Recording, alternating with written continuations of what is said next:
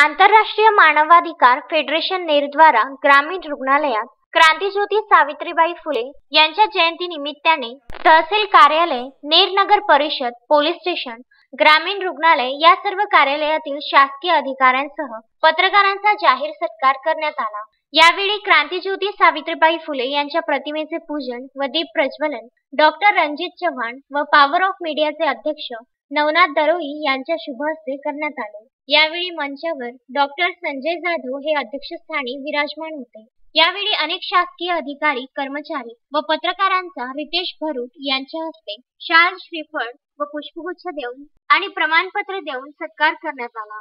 यावेळी मंचावर सपना भरूट, प्रमोदिनी मुंदाने, माया राणे, रितेश भरूट, राहुल देशपांडे व अन्य मान्यवर मंचावर विराजमान होते। या कार्यक्रमाच्या यशस्वीतेकरिता वंदना मिसळे, वंदना उके, कविता भोयर, लता काळे व अन्य कार्यकर्त्यांनी अथक परिश्रम घेतले। हा कार्यक्रम इरफान मसलन यांच्या नेतृत्वाखाली पार पडला। तर या कार्यक्रमाचे सूत्रसंचालन बापूराव रंगारी यांनी केले। नवनाथ दरोई, विदर्भ न्यूज, नेर।